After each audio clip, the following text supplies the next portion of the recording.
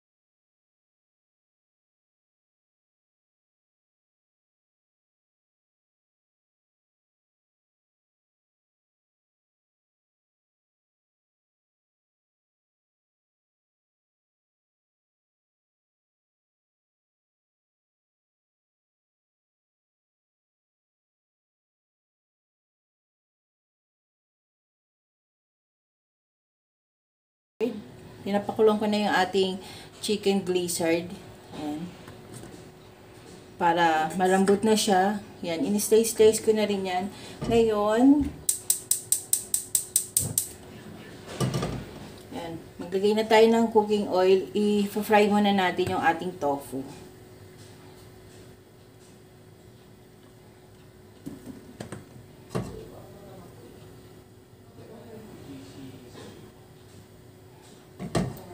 Yan, painitin lang natin yung cooking oil and then mag-fry na tayo ng tofu. Lagyan na natin yung ating tofu.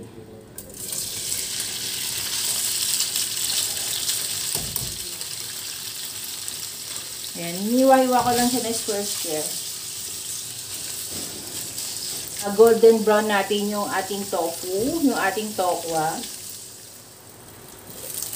Ayan. Pag golden brown na yung ating tofu, Ahunin muna natin siya.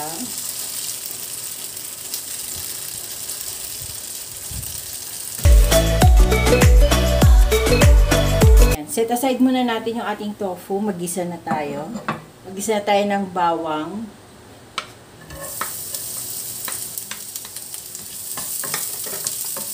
Lagyan na natin yung sibuyas.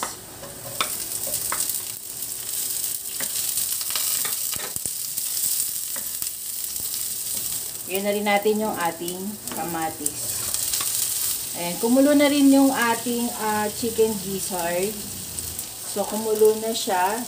Sama na natin dito. Meron kasi akong hiniwang naka-slice na. Ayan.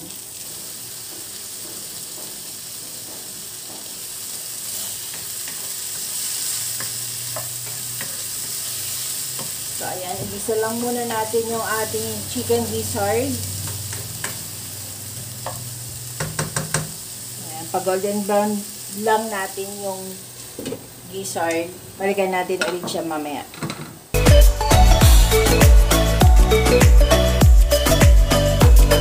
Ayan. Lagay na natin ang ating mga gulay.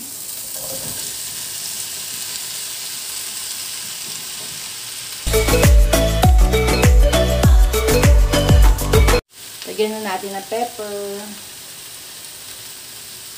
chili powder. Haluin lang natin.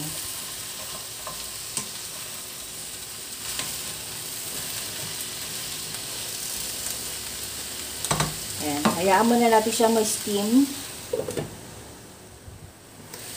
Ayan. So, ilagay na natin yung ating chicken cubes. Lagyan natin ng 2. Ayan. 2 sandok ng patis. Lagyan natin ng oyster sauce. 1 tablespoon lang. Ayan.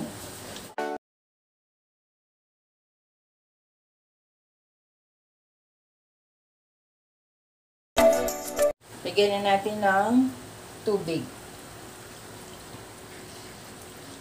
Ayan, depende sa inyo kung gaano kadami. Ayan, pwede nyo ipang sahog yung pork, chicken. Ako kasi mas gusto ko yung gizzard, pero mas gusto ko siya ng nilalaga para mas malambot na siya. So, hayaan muna natin siyang kumulo. Tadan! Kumukulo na siya. Ayan.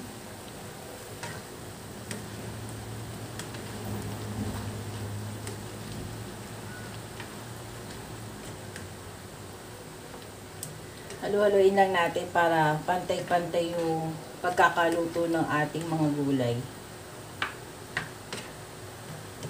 Yan, hindi natin yan i-overcook. So, tikman lang natin kung tama na yung alat ng sabaw.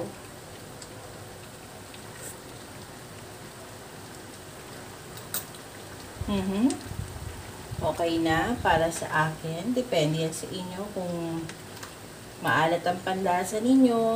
Yan, dagdagan nyo. Kung hindi naman, okay na yung nilagay natin na patis kanina. So, ilagay na natin yung ibang gulay. Ito hindi natin bibiglain kasi masyadong marami. So, nagaano naman to, umiimpis naman to pag naiinitan. So, siguro mag second batch tayo.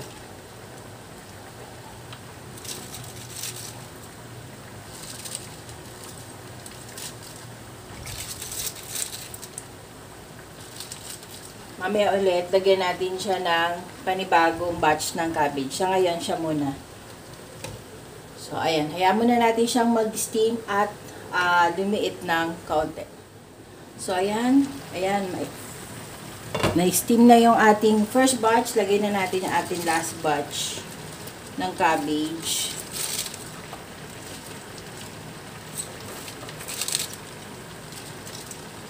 Ayan. Hayaan ulit natin siya na umimpis. Ayan, na-steam na siya. Steam na siya, guys. Pwede na natin siyang haluin. Dahan-dahan. Ayan.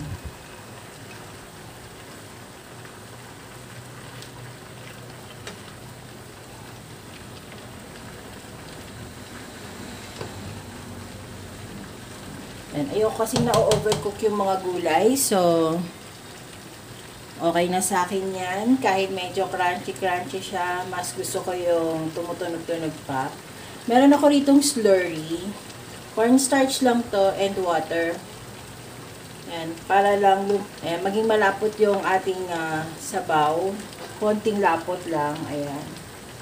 Depende sa inyo kung gaano kalapot yung gusto nyo. Ako, saktong swabe lang. Ayan. Habang hinahalo nyo yan, lumalapot na lumalapot yung sabaw niyan. Kaya, dapat mabilis ang halo. Ay, naapoy na lang kailangan niya para hindi siya ma-dissolve yung sabaw. So, ito yung ating tofu na pinirito kanina. Ilalahok na natin siya. Mag-iwan tayo para sa ating presentation mamaya. So, ayan, haluin natin. Ayan.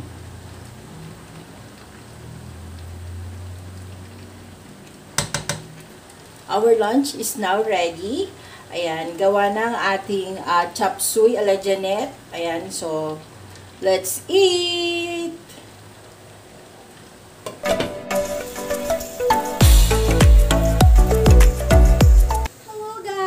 Ayan, tapos na kaming mag-lunch. So, naglinis lang ako ng konti dito sa aming sala at sa kusina namin.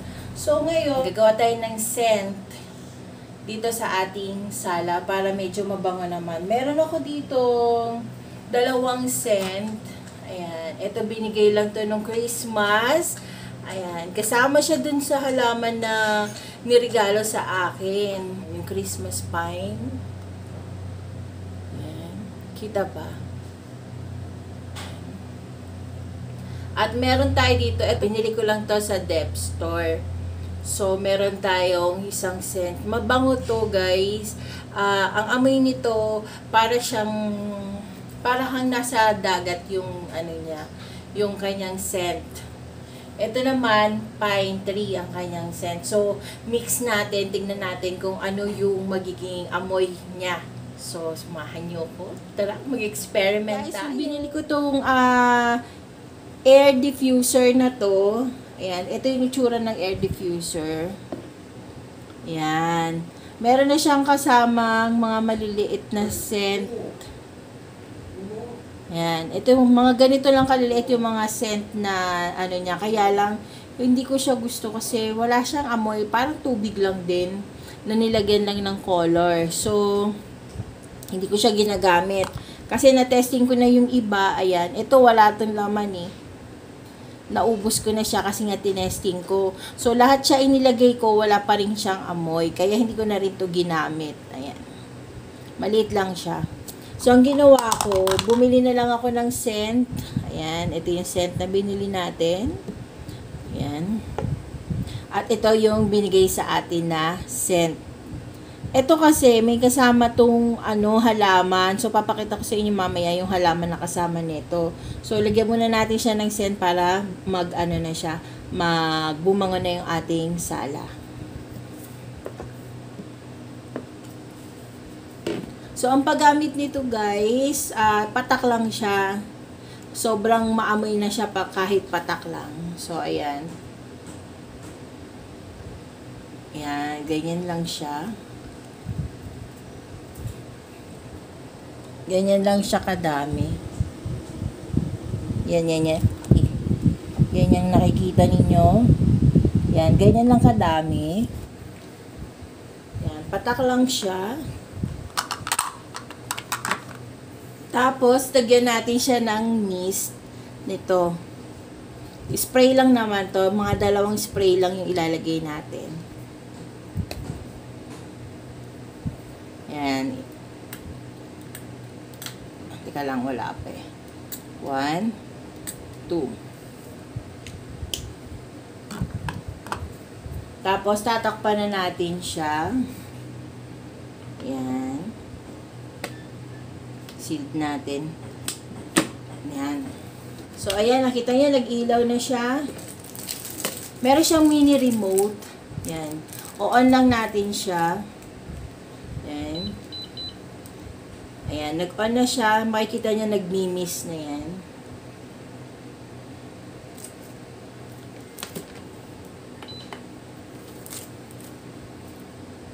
Ayan, nakita niyo na ba? Nakita niyo na. Ayan, nagmimis na siya, guys. Yan, ang bango.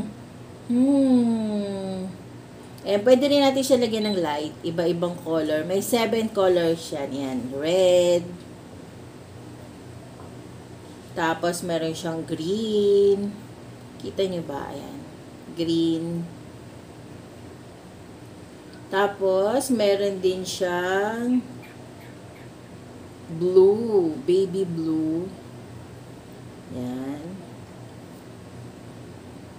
Meron siyang violet. Yan. Nag-iiba-iba yung color niya, guys. Ang ganda, diba? Yan. And then, meron siyang light blue. And then, pink. Ayan, nagpipink siya. Yan. Paulit-ulit na lang yung ano niya. 7 colors daw yan. So, ayan, mabango na yung ating sala. Yun yung workstation ni Dong. Drawing kasi siya eh. So, ayan. O, diba, bongga? So, ito yung tree na sinasabi ko sa inyo, guys. Ayan. Ito yung pine tree. Ayan, nakikita nyo ba? Parang hindi naman. Yan. Ito yung ating pine tree. Hindi maganda yung kanyang kalagayan. Ayan. Baka merong nakakaalam kung paano siya bubuhayin. Ayan. Nilagyan ko na nga siya ng eggshell sa baba. Ayan. Sabi nila, ano daw yan. Nakakatulong daw siya para siyang fertilizer sa mga halaman yung eggshell. Pero tingnan niyo yung tsura niyo. Parang mamamatay na siya, guys. Baka naman may alam kayo kung paano siya buhayin. Ayan, comment lang kayo. Sabi mo anong klaseng Ang ano nito is pine tree. Sea breeze. Ayan, sea breeze siya, guys. Baka may alam kayo kung paano siya buhayin. Kasi nakakahinayang, ang ganda-ganda pa naman niya. Regalo sa akin siya ng Pasko. Ito lang Pasko 2021. Yan. Sana, ayan, comment lang kayo, guys, kung ano pwede natin gawin dito. Pwede kong gawin para mabuhay siya. Ayan. So, ngayon, dinidiligan ko siya kasi indoor siya. Meron naman siyang mga instruction na dapat gawin. Pag indoor, isang dilig lang siya sa isang araw. Pero pag outdoor, 2 beses.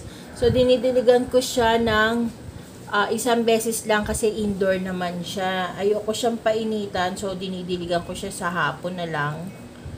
Yan.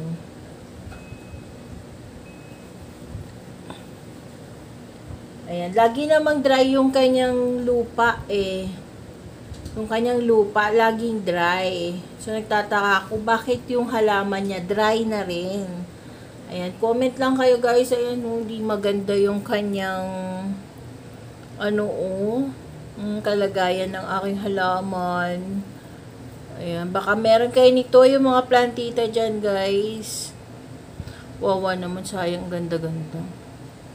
So, ayan, dyan ko lang siya nilalagay. Yan, para nahanginan at saka nainitan siya sa umaga. So, yan, ganyan lang siya, dilig-dilig kahit pa paano. Ayan. Dilig-diligan natin yung kanyang mga baka makatulong.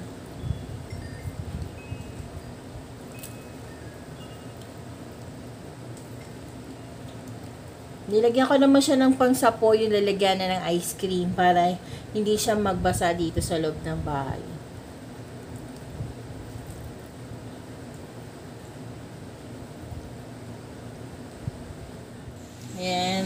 Nag-uusok siya. Oh.